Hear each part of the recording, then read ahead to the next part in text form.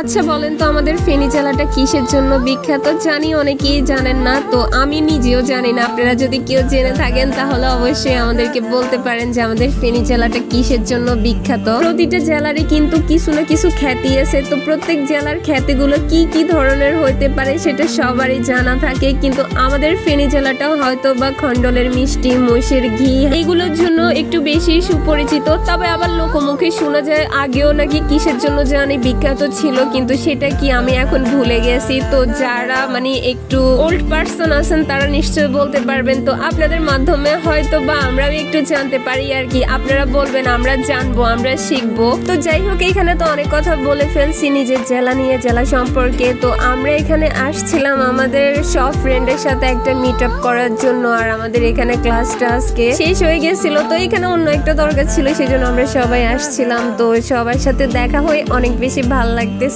তো আবার মনে মনে সবাইকে অনেক বেশি মিসও করতেছিলাম, কারণ আজকের পর থেকে আর কারোর সাথে দেখাই হবে না। তো ভিডিওগুলো আমার ফোনের মধ্যে রয়ে গেছে, তাই ভাবলাম যে এটা নিয়ে আরেকটা ভিডিও বানানো যাক। তো সেজন্য এই ভিডিওটা বানাইছি। এমনটা হয় না অপরিচিত মানুষগুলোর সাথে আমাদের হঠাৎ করে পরিচয় হয়ে যায়, তার মধ্যে ওরা আমাদের অনেক বেশি প্রিয় হয়ে ওঠে, অনেক বেশি কাছের মানুষের মতো হয়ে ওঠে। তাদের সাথে অনেক ভালো একটা বন্ডিং থাকে, ভালো একটা সম্পর্ক হয়। পরে দেখা যায় কি তাদেরকে অনেক মনে থাকে, যে অনেক বেশি মনে পড়ে। ব্যাপারটা আসলে অনেক বেশি সেনসিটিভ। তো যাই হোক, সবাইকে অনেক বেশি মিস করব। আমি এখন বলতেছি আমার যেন এখনই সবার জন্য অনেক বেশি খারাপ লাগতেছে। সবাই অনেক বেশি ভালো থাকবা, আশা করি তোমরা সবাই দেখবে ভিডিওটা। তো জানি না তোমরা কি এইভাবে মিস করছো কিনা বা করতেছো কিনা।